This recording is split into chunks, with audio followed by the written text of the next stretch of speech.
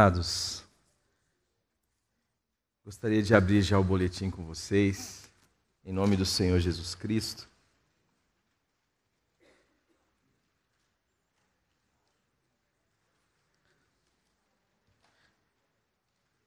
O título do boletim é Melhor um perdido de verdade do que um salvo de mentira. Aí está da mentira, mas está errado.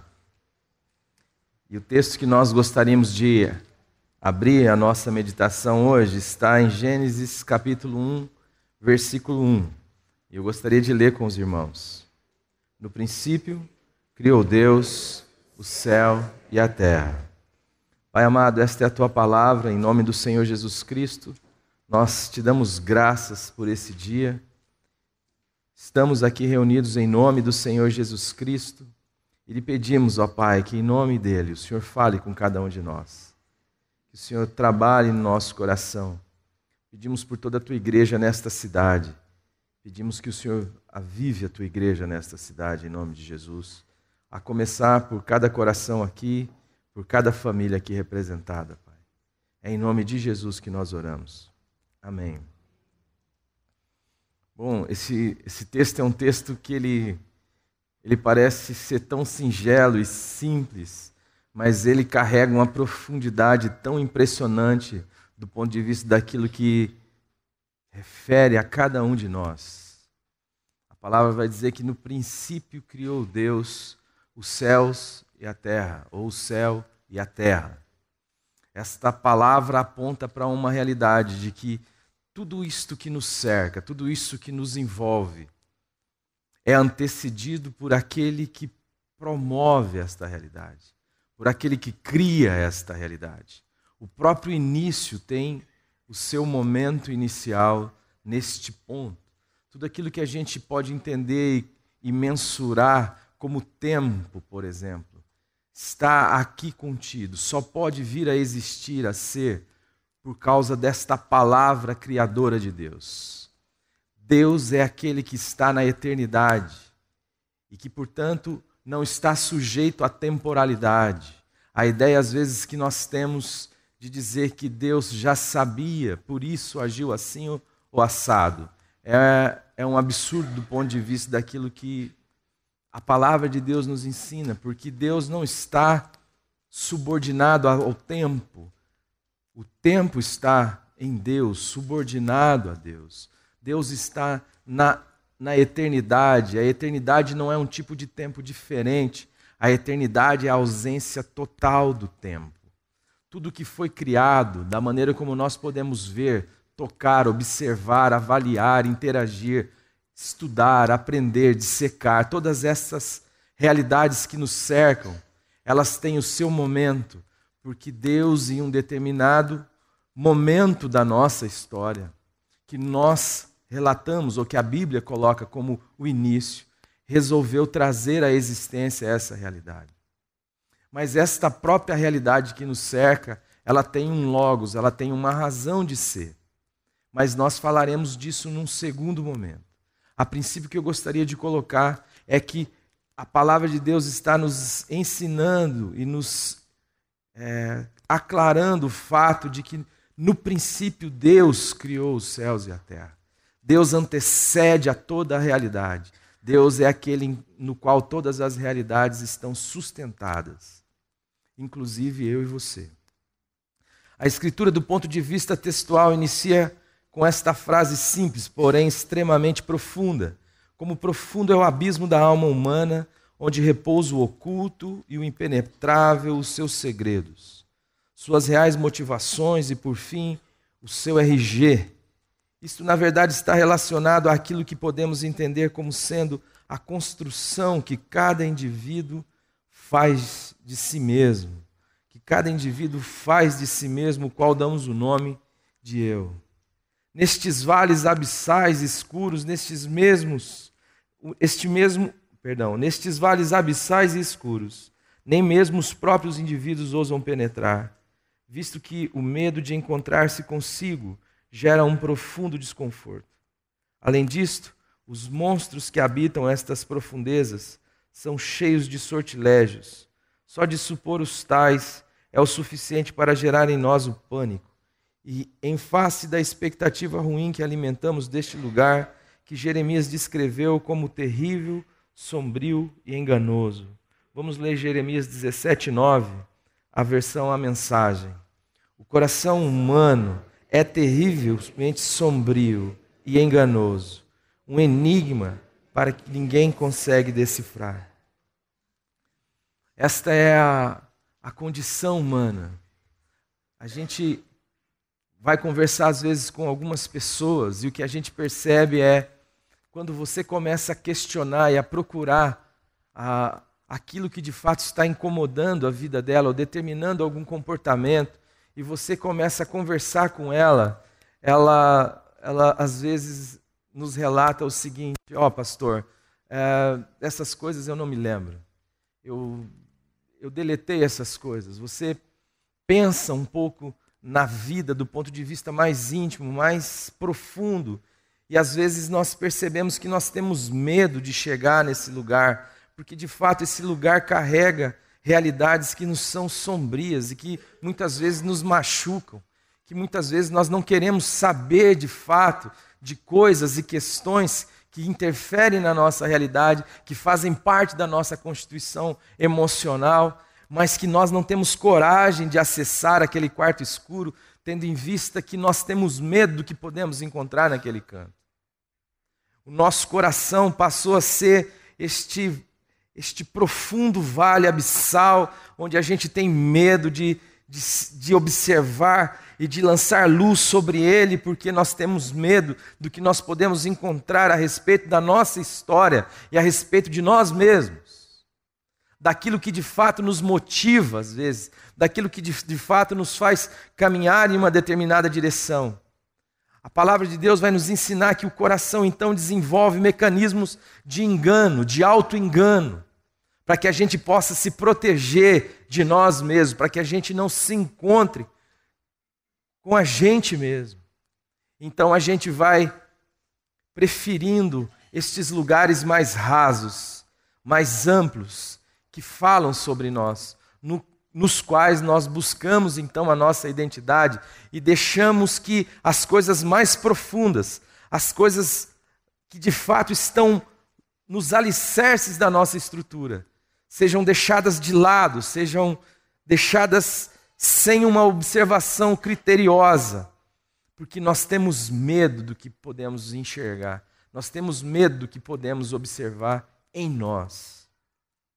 Diante deste medo profundo ou do profundo, o que nos resta é a vastidão rasa da superfície, onde, em detrimento de uma realidade íntima, tudo parece mais palatável. Acabamos por sucumbir a esta pseudo-realidade aparente e exposta, sem se dar conta de que, em meio a esta vastidão, nos perdemos na construção de uma identidade e de uma realidade igualmente falsas. O que nós fazemos, muitas vezes, é nos acostumar com a superfície da vida, com a superfície daquilo que fala de nós. É melhor a gente ficar sem se aprofundar muito, é melhor a gente ficar aqui nesta vastidão superficial que nós construímos a nossa vida, a nossa realidade, as nossas relações. Às vezes muito de forma superficial, às vezes o cônjuge não conhece o cônjuge, a esposa não conhece profundamente o marido não conhece profundamente a esposa, haja visto que nem eu mesmo me conheço. Eu tenho medo de me conhecer. Então cria-se um mundo da superfície, um mundo da casca, um mundo da epiderme, um mundo onde todo mundo passa a existir e a coexistir sem perguntas mais significativas, sem questionamentos mais profundos, sem olhares mais penetrantes.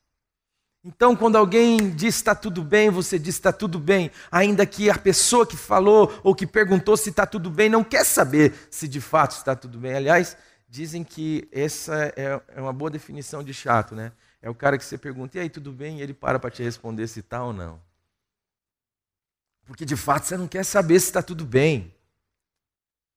E a pessoa quando responde, está tudo bem, olha, está tudo bem. De fato, também a sua palavra não significa muita coisa, mas a gente se contenta com essa estrutura, porque nós estamos acostumados a este mundo da superficialidade.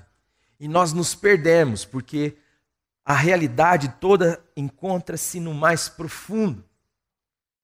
Nós nos perdemos numa construção da nossa identidade superficial, e numa construção das relações superficiais, e numa construção da nossa percepção, da nossa cosmovisão de vida, do mundo, que também é superficial. Por quê? Porque temos medo. Temos medo de realidades mais profundas. Temos medo de entrar e de saber de fato as motivações, de saber de fato aquilo que me impele, aquilo que me faz agir, aquilo que me motiva.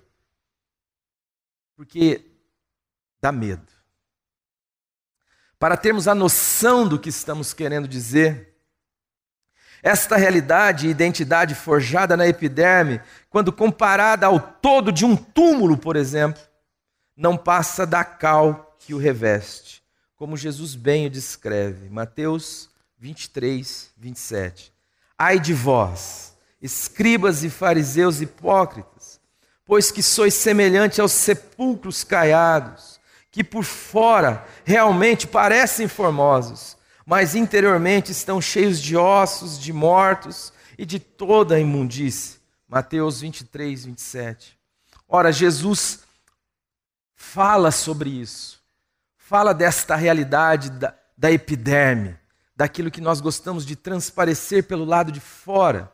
E Jesus compara esta realidade ao todo de um túmulo, mas comparado ao todo de um túmulo, a única coisa que aquilo representa é de fato o verniz, é de fato o cal, a tinta, aquela camada mais superficial. Não representa nada daquilo que de fato há de mais profundo, significativo e íntimo. E Jesus está dizendo assim, ai de vós. E quando ele fala de hipócritas, ele está falando desta realidade das máscaras que nós criamos para poder conviver no mundo das superfícies. Das máscaras que nós usamos, que não fala de nós, que simplesmente aparenta, transparece uma realidade que não é sustentada do ponto de vista da intimidade, mas que serve para que a gente se conforme. Quando alguém pergunta, como é que está a sua vida? Você diz, está tudo bem? Bom, tudo bem, tudo bem. Para que a gente fique sempre nessa estrutura superficial, sem se perguntar muito sobre quem de fato nós somos. Toda a construção humana de si e de seu mundo igualmente caído é assim, falsa, portanto sem sentido. Só ganha o verniz de sentido no mundo das superfícies com a luz apagada. Mas este sentido que o mundo traz não subsiste a uma unha afiada, que dirá a permanecer diante da luz da palavra de Deus, que é a espada e de sua penetração. Hebreus 4:12. Porque a palavra de Deus é viva e eficaz, e mais penetrante do que espada de dois gumes, e penetra até a divisão da alma e do espírito, e das juntas e medulas, e é apta para discernir os pensamentos e as intenções do coração.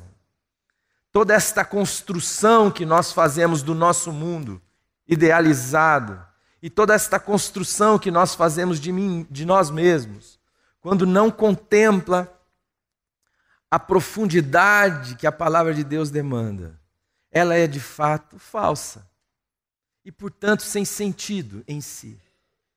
Não faz sentido a vida da falsidade, não faz sentido a vida da superficialidade, não faz sentido a vida do politicamente correto, daquilo que é desprovido de alma, daquilo que é desprovido de verdade.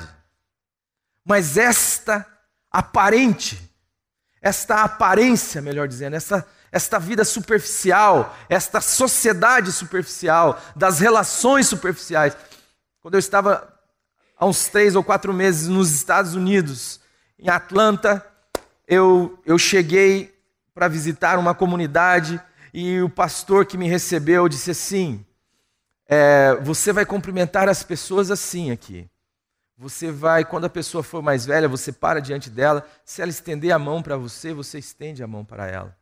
Senão, você só cumprimente assim. Você não terá muitos... não transparecerá muita afetividade. Seja mais distante um pouquinho.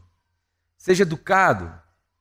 E eu falei, tá bom, vou fazer justamente o contrário. Pensei comigo, né, rapaz?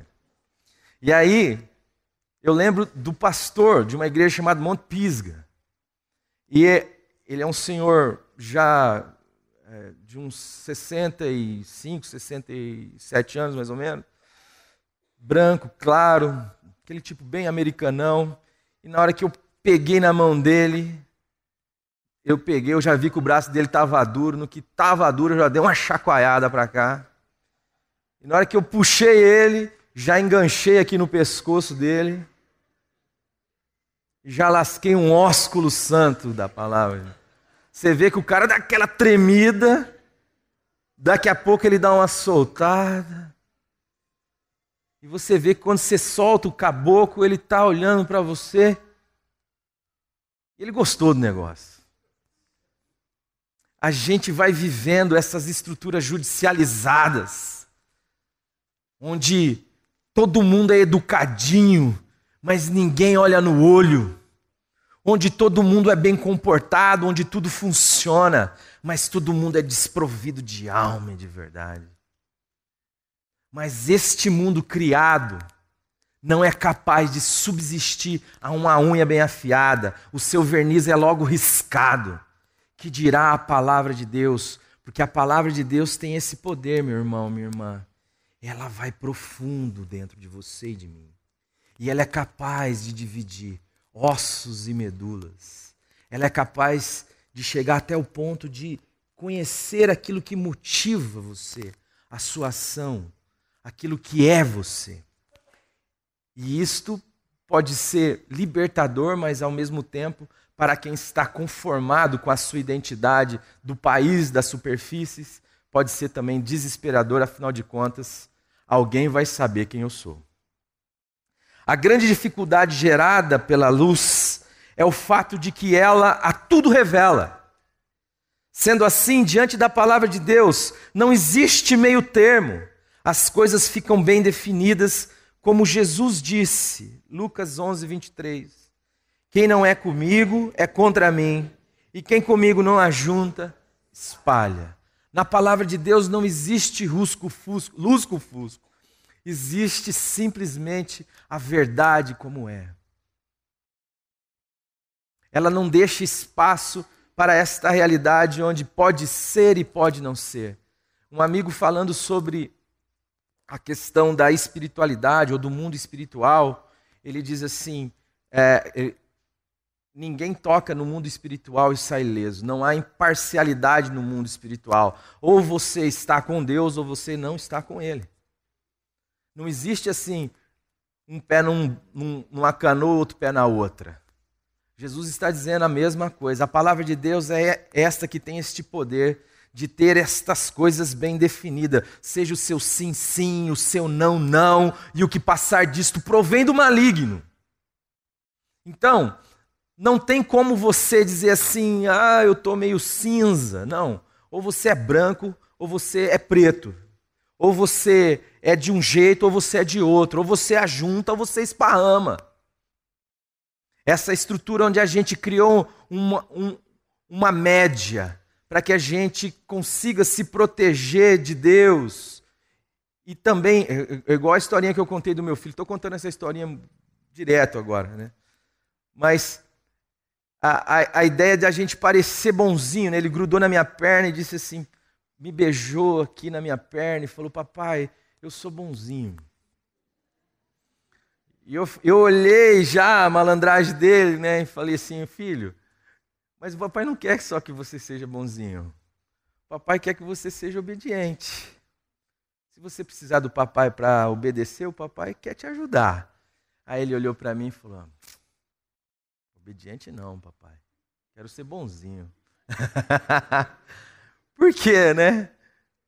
Porque eu quero parecer uma realidade que não sou, né? Só que a singeleza está tão exposta da criança que ela não consegue entender que não dá para ser bonzinho desobedecendo, né? E ela também não quer me obedecer porque ela também não me conhece. Eu lembro quando eu tive uma experiência com o Lucas que foi tão marcante quanto. Ele devia ter mais ou menos uns 3 aninhos de idade e estava brincando numa festinha de criança e eu cheguei perto dele e ele com os amiguinhos. Na hora que ele me viu, ele disse, papai, sai daqui. Rapaz, aquilo chocou meu coração. Eu falei, mas sai daqui, né? Por quê, né? Eu amo tanto esse moleque, daria vida por esse moleque.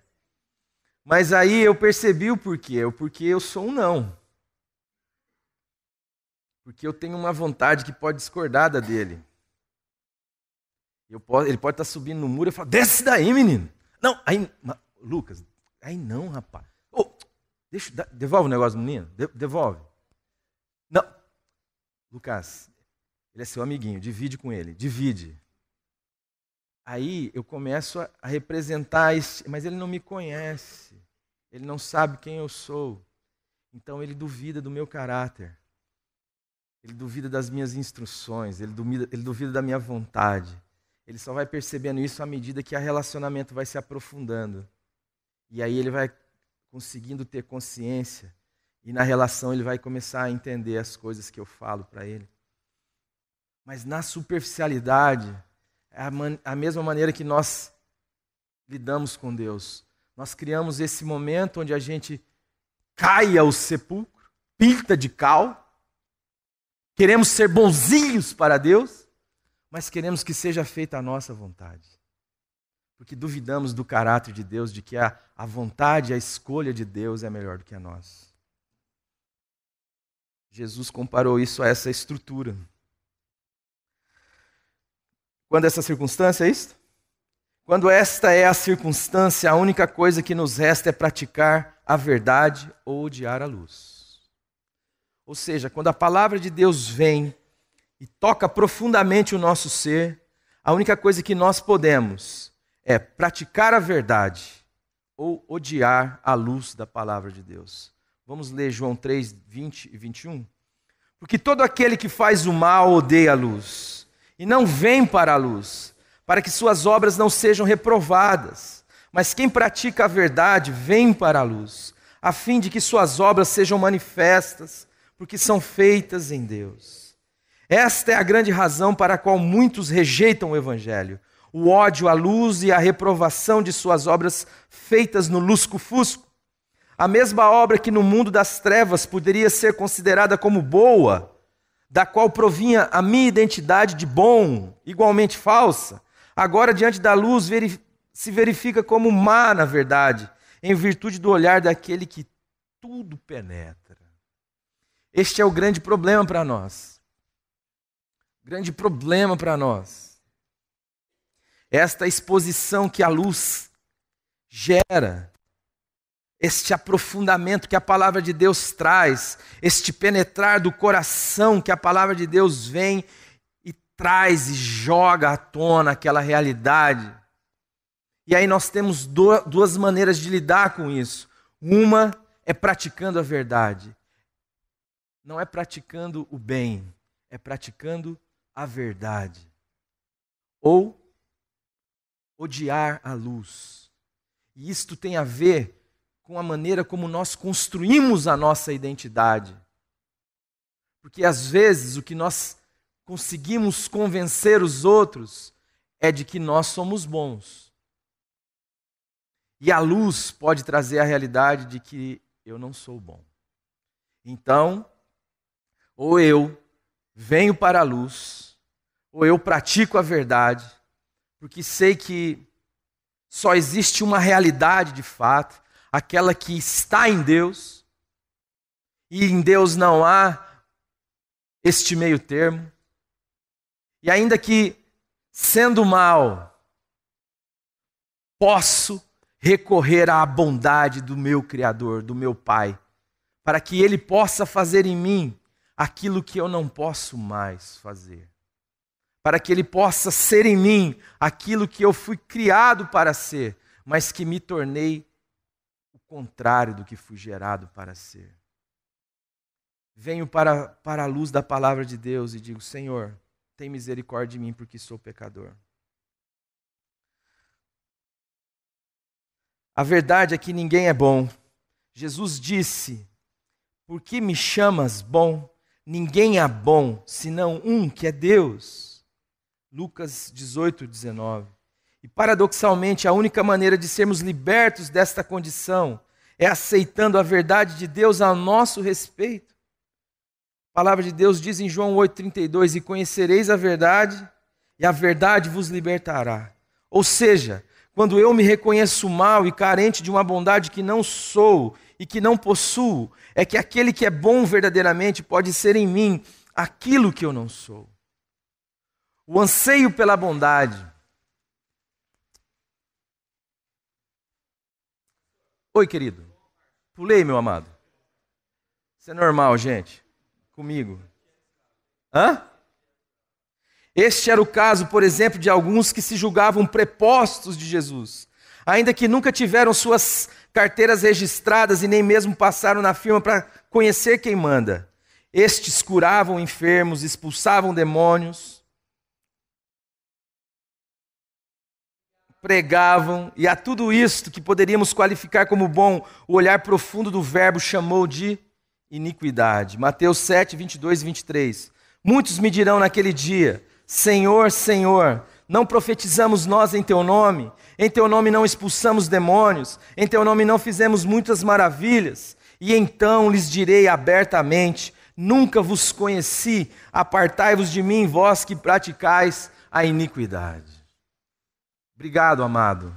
A ideia aqui é esta. Aquilo que no mundo pode ser entendido como bom, que as pessoas podem... Imagine isso, irmão. Você está doente, eu vou em sua direção, oro por você e você é curado. E você olha para mim e diz: pô, esse pastor é bom.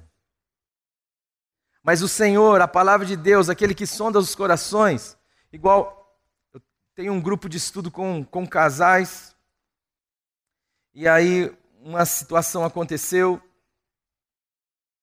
Ô Jesus, eu comecei a falar, agora eu vou ter que terminar, não acredito.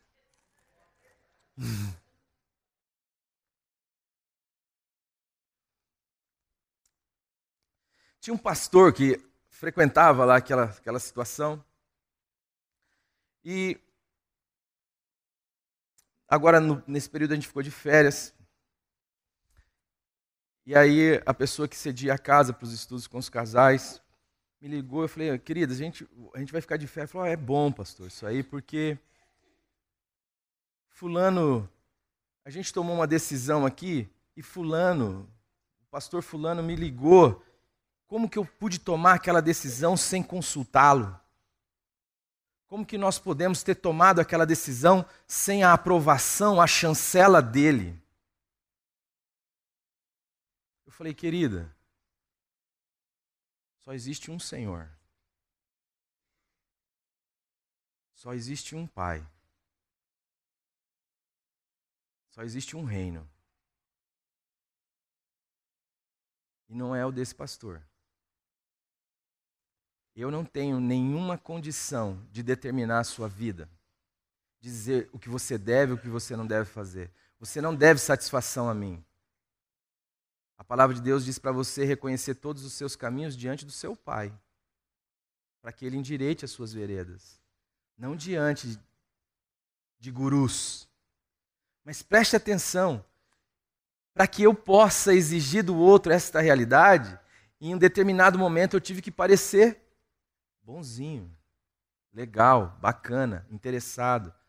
Mas, na verdade, o que eu estou querendo com esta bajulação, com esta superproteção, é que você coma na minha mão.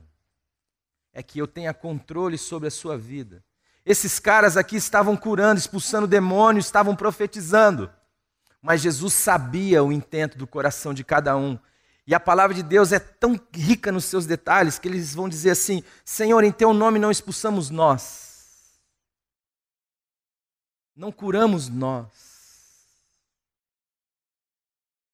Quando você olha lá para Pedro, no pórtico de Salomão, quando ele, junto com outro discípulo, cura o aleijado, e as pessoas ficam em volta deles, admirados, e ele olha para eles e diz assim: viu, por que vocês estão olhando tanto para a gente, como se por nossa própria virtude e santidade este está em pé diante de vós? É por causa de Jesus Cristo, Nazareno, varão aprovado entre vós, com prodígios, maravilhas e sinais. É por causa do nome de Jesus, que este está em perfeita condição. Não somos nós, é Ele. E os caras aqui estão dizendo assim: nós. Deus conhece a motivação, Deus sabe o que vai no coração. E aquilo que às vezes nós podemos transparecer como bondade, na realidade o olhar acurado de Deus vai chamar de iniquidade. A verdade é que ninguém é bom. Jesus disse: porque me chamas bom, ninguém é bom senão um que é Deus. E paradoxalmente a única maneira de sermos libertos dessa condição é aceitarmos a verdade de Deus a nosso respeito. E conhecereis a verdade, e a verdade vos libertará.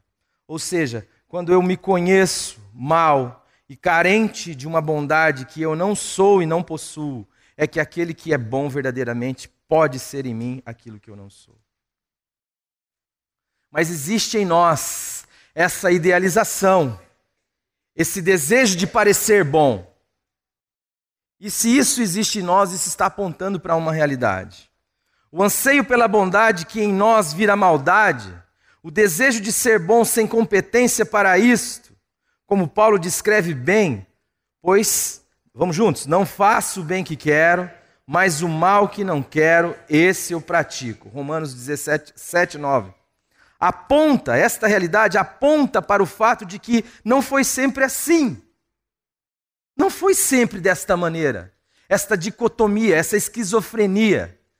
O desejo de ser de um jeito e a incompetência de ser que me empurra para essa realidade das aparências, onde eu pareço ser. Porque a palavra de Deus vai dizer lá em Gênesis, o que diz? E viu Deus tudo quanto fizera, e eis que era muito bom. Ou o que surge então é a ideia lógica de que toda a raça humana ficou sem referência, cega, desorientada, ou como o termo teológico trata, perdida. Perdida na sua identidade, na falta de sentido da vida, perdida sem direção e sem propósito, onde cada um tornou-se um fim em si mesmo e um caminho para si, indo de algum lugar para lugar algum, como Isaías bem diz. Todos nós andávamos desgarrados como ovelhas, cada um se desviava pelo seu caminho. A queda, nós não temos noção do que foi a queda. A queda gerou em nós essa obscuridade, esta cegueira. Nós não sabemos mais quem somos. A primeira coisa que nós vemos, logo depois da queda, é a estrutura de um culto sendo formada. E já na estrutura do culto existe uma divisão de percepção em relação ao culto, onde um irmão acha que é de um jeito, Abel, Caim acha que é do outro. Mas você olha para a palavra de Deus, e antes do pecado o que havia era relação, o culto era vida. Como Paulo vai nos ensinar depois no capítulo 12 de Romanos, que deve ser na minha e na sua vida. Oferecei os vossos corpos como um sacrifício vivo, santo. Santo por quê? Porque Jesus nos santificou pelo seu sacrifício, pelo sangue derramado naquela cruz, e que nos torna alvos mais do que a neve. Agradáveis. Agradável por quê? Porque Jesus é o agradável. Jesus é aquele que agradou o Pai em tudo. É Ele quem trouxe contentamento ao coração de Deus e nos deu a participar deste contentamento. Ofereceis os vossos corpos como um sacrifício vivo. Vivo por quê? Porque Cristo morreu, nos levou a morrer, mas Ele ressuscitou. E todos aqueles que morreram com Jesus também foram ressuscitados com Jesus. Ofereceis os vossos corpos como um sacrifício vivo, santo e agradável a Deus, que é a única maneira de cultuá-lo de fato. É a vida, oferecendo a existência. Isto é culto. Mas o que os caras fazem? Um mata um bicho, o outro leva um punhado de coisa que plantou. Mas como era a relação? como era antes do pecado? É filho falando com o pai. É happy hour. Já começa a gente a concluir, estamos cegos. A palavra de Deus vai dizer que o príncipe desse século cegou o entendimento. E vamos permanecer assim enquanto incrédulos, até que a palavra de Deus gere fé no meu coração, a luz da palavra de Deus ilumine o meu íntimo, o mais profundo do meu ser, e traga com isso fé, para que eu possa dar razão a Deus, porque querendo ou não, irmão, saiba de uma coisa, Deus tem razão. E eu posso ser liberto e dizer assim, Senhor, a gente ficou obscurecido, gente, a gente passou a concluir, a supor. Às vezes eu brinco com a minha mulher, né? Às vezes eu falo assim, amor, você viu aquela calça minha? Fala, onde você vai? Eu falei, não, eu só tinha deixado um chiclete no bolso da calça, eu queria comer o chiclete, né? Mas a gente já conclui. Na cabeça dela eu já ia sair, já ia para algum lugar. Isso é normal da gente, né? A gente conclui, a gente vai vivendo as nossas conclusões. A gente pega um negocinho aqui e já constrói um universo. E isso começou a acontecer conosco. A profundidade do texto inicial se dá justamente neste ponto. Deus é antes do princípio. E se quisermos descobrir quem somos, temos que transcender o próprio tempo, bem como a própria criação, e saber que antes mesmo do tempo existir, Deus é.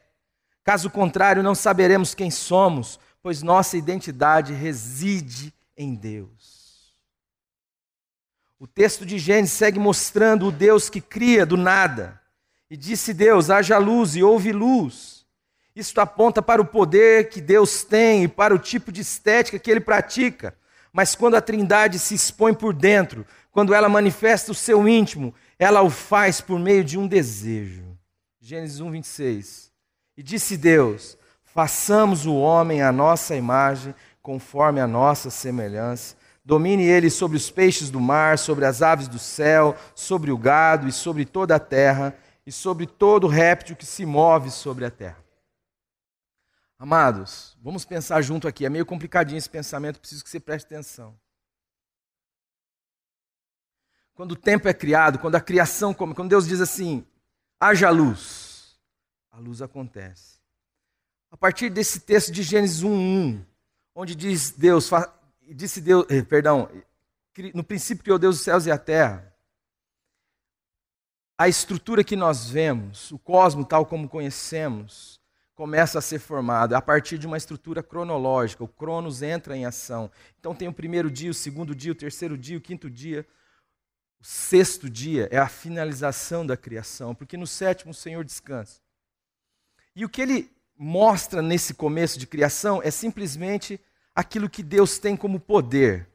Mas esta criação gerada, ela tem um telos, ela tem uma razão de ser. Assim como uma casa só pode ser construída tendo em vista alguém que morará dentro dela, caso contrário ela não tem telos, razão de ser.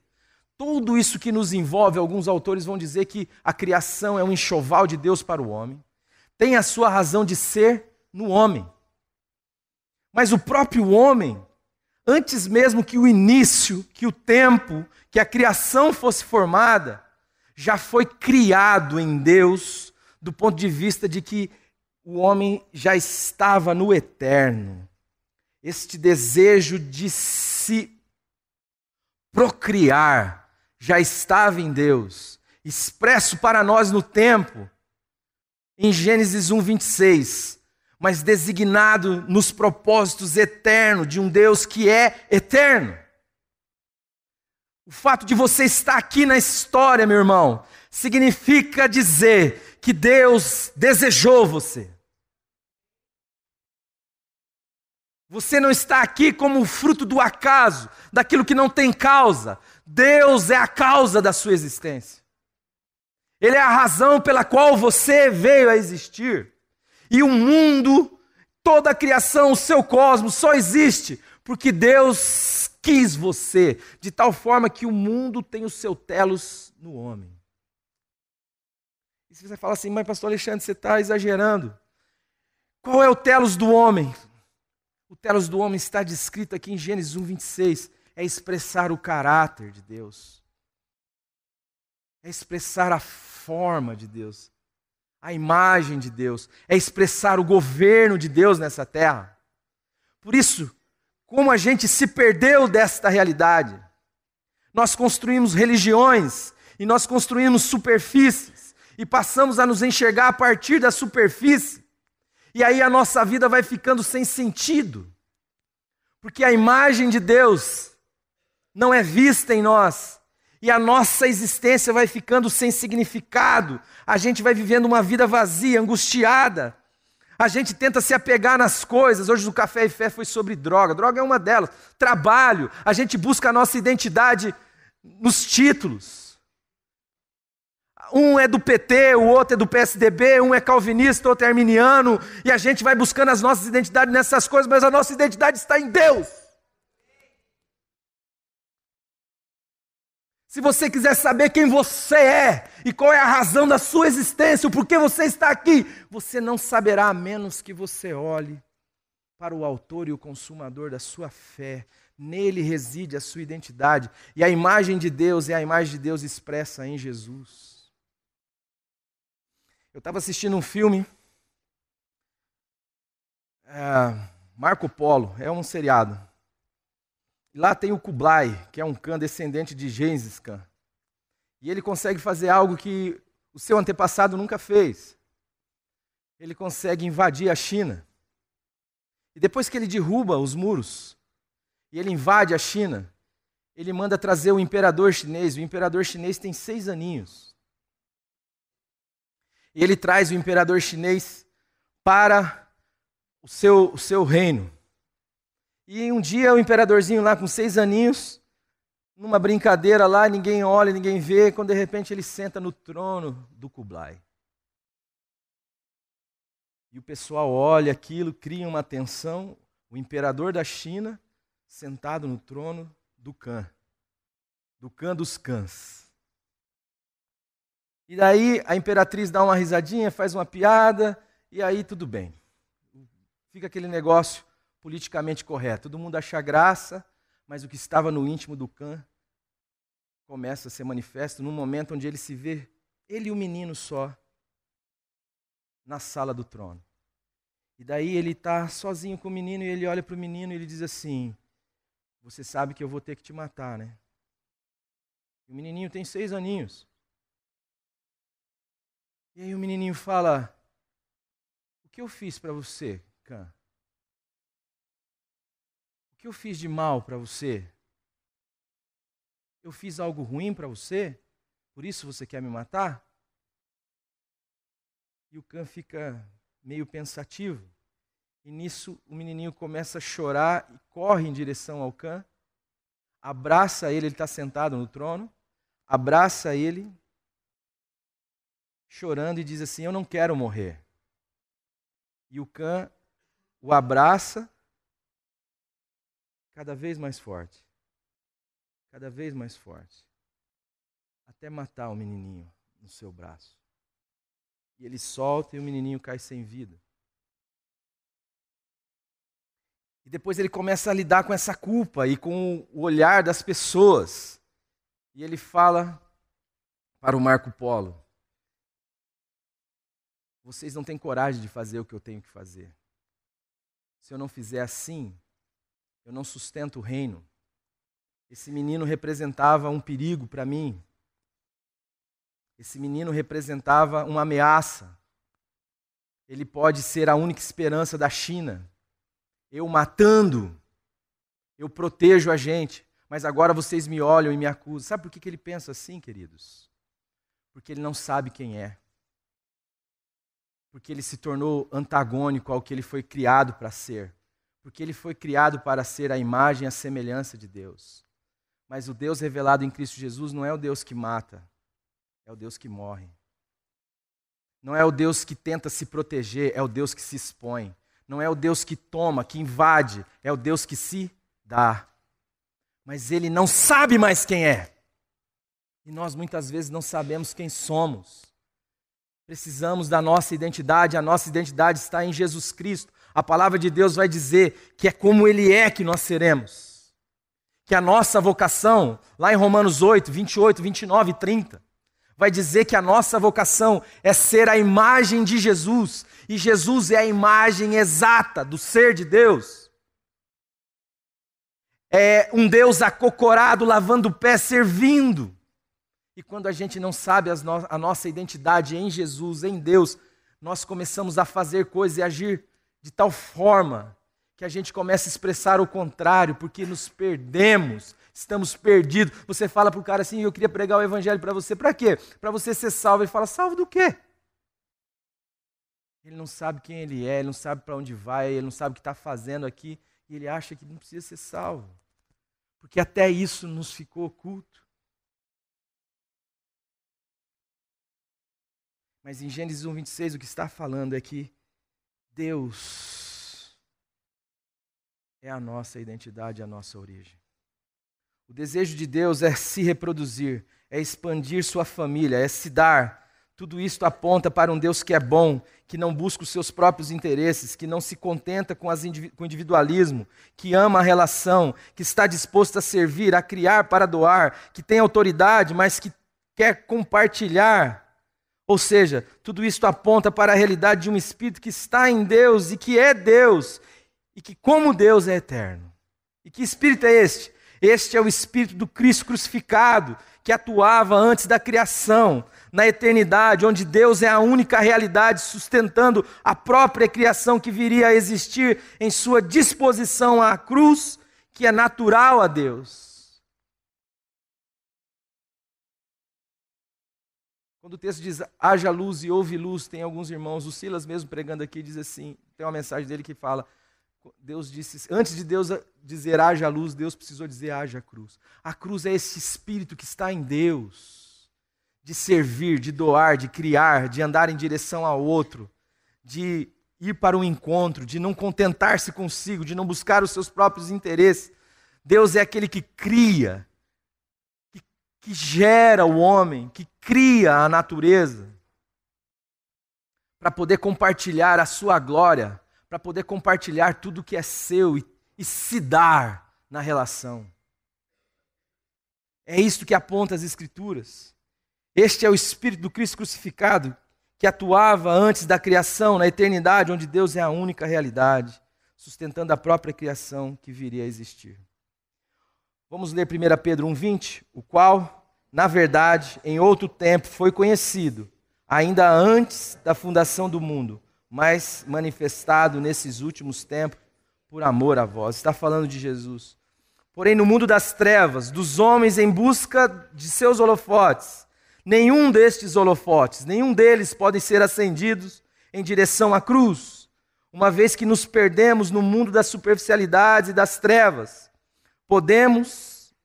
Perdemos o nosso telos e passamos a contrariar a imagem de Deus como a palavra de Deus nos descreve.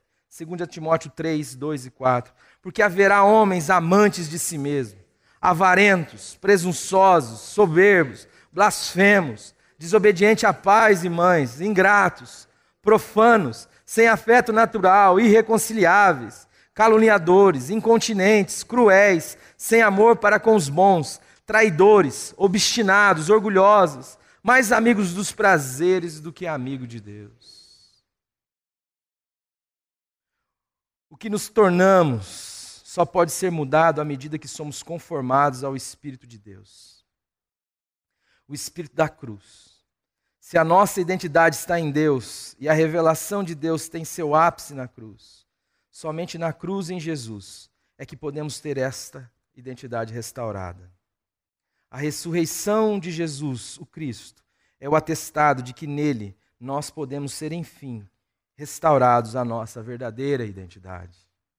Por esta razão, a verdade a nosso respeito só pode ser encontrada na mentira sobre Jesus. A verdade sobre Jesus, a mentira sobre Jesus o levou à cruz, e a verdade a nosso respeito nos leva para o mesmo lugar. Nela, o falso eu morre em Cristo, para que na ressurreição de Jesus Cristo, o novo homem, criado em Deus, possa nascer novamente, ou nascer de novo. Romanos 6,8.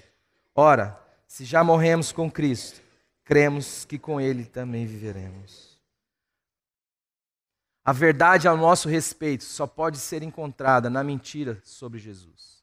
Jesus foi para a cruz por causa da mentira, da calúnia que foi lançada sobre ele. E lá na cruz, eu e você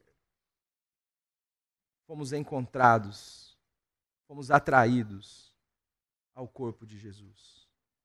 Porque a verdade, a meu e ao seu respeito, diz que nós precisamos morrer. Morrer, amados. Para essa estrutura superficial, para essa estrutura mentirosa, para essa estrutura que não expressa a Deus. Nós precisamos morrer e precisamos nascer novamente. Foi o que Jesus disse de forma muito simples a Nicodemos, que parecia tão bom. Por que me chamas bom? Não há ninguém bom. Bom mestre, bem sei que és vindo da parte de Deus, porque ninguém pode fazer os sinais que tu fazes se Deus não for com ele. Por que você está me chamando de bom? E aí ele diz assim, se alguém não nascer de novo, não pode ver. Não pode ver o reino de Deus. Vai continuar cego no reino dos homens, no reino da mentira, no reino da superficialidade.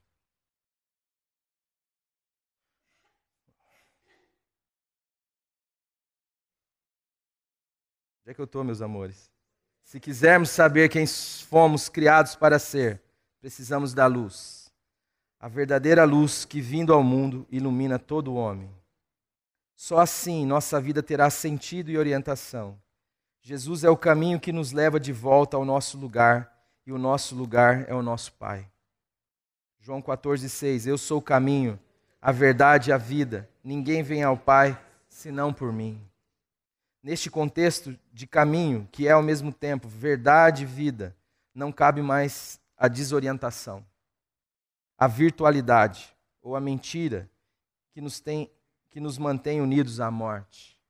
Cabe sim a esperança antecipada pela fé de quem somos em Jesus.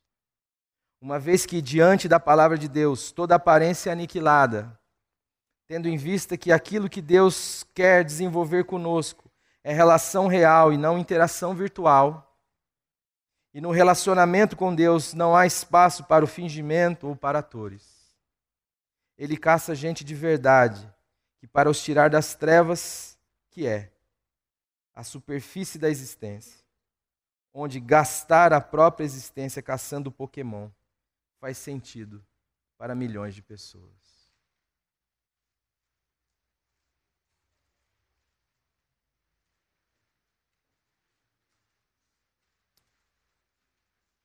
Deus quer nos tirar dessa estrutura.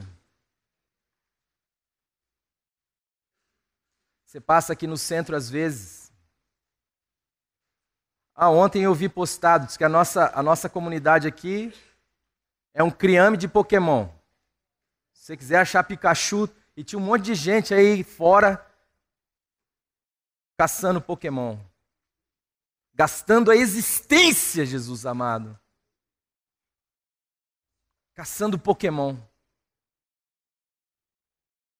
A palavra de Deus vai dizer assim: remi o tempo, porque os dias são maus. Ensina-me a contar os meus dias de tal forma que eu alcance um coração sábio. Mas como a gente não sabe o que é, de onde veio, o que está fazendo, quando a gente prefere a superficialidade da religião, do mundo, dessa estrutura. Então, gastar a vida, a energia vital, com algo que não tem absolutamente nenhum significado. Estou falando isso porque está na moda, gente, mas tem outras coisas, tá? Na verdade, a palavra de Deus vai nos ensinar que tudo é vaidade debaixo do sol. que a única coisa que pode ser construída como realidade é aquilo que é vivido em Deus, com Deus, por Deus e para Deus. Eu só queria dizer aos irmãos que esta é a salvação que Jesus já nos deu de graça. Está estendida a cada um de nós. Podemos odiar a luz ou podemos praticar a verdade. Senhor, tem misericórdia de mim que sou pecador. Eu preciso que Jesus venha ser a minha vida. Eu me perdi, mas o Senhor me encontrou. Eu me perdi, de tal forma que eu comecei a expressar o contrário do que o Senhor me criou para ser. Mas o Senhor suscitou uma poderosa salvação. A minha vida serve para que a luz que é Jesus possa chegar a outros perdidos. Para que as pessoas olhem para mim e mesmo em detrimento da minha casca, perceber no mais profundo do meu ser um espírito que é um com o Espírito de Deus. E dizer assim, que luz é essa? Que diferença é essa? Eu olho na casca e vejo que você é igualzinho a mim, mas eu ando com você e eu percebo uma realidade que eu não conhecia. E você poder dizer assim, essa luz, é claro que é Jesus, estou brincando, gente. Você poder dizer assim, isso aqui não sou eu na casca, isso aqui é o meu novo homem, isso aqui é Jesus Cristo, é o Filho de Deus. É Ele que você precisa conhecer para saber. Você não precisa conhecer a Igreja Batista, Presbiteriana, Católica, você precisa conhecer Jesus Cristo. E você ser um instrumento. É por isso que a palavra de Deus falou que nós somos o sal da terra e a luz do mundo. Amados, que Deus nos dê a consciência de quem nós somos em Jesus e faça de cada um de nós luzeiros num mundo que está em trevas, para que este mundo em trevas possa clamar misericórdia e dizer, Senhor, tem misericórdia de mim. Amém? Livraria PIB Londrina. A Livraria PIB Londrina procura selecionar cuidadosamente seus títulos e autores a fim de oferecer conteúdo alinhado com o Evangelho de Jesus Cristo. Bíblias, livros de teologia, filosofia, devocionais, literatura infantil, biografias, comentários bíblicos e muito mais. Dispomos também de um acervo de CDs e DVDs das quase 4.000 mensagens ministradas na primeira Igreja Batista em Londrina. Visite a Livraria PIB Londrina e conheça ainda mais. Livraria PIB Londrina, de segunda a sexta, às 13h30 da tarde, às 6 horas. Endereço: Avenida Paraná 76A, próximo ao Calçadão, no centro de Londrina. Ligue para 3372-8921 e acesse o site www.livrariapiblondrina.com.br.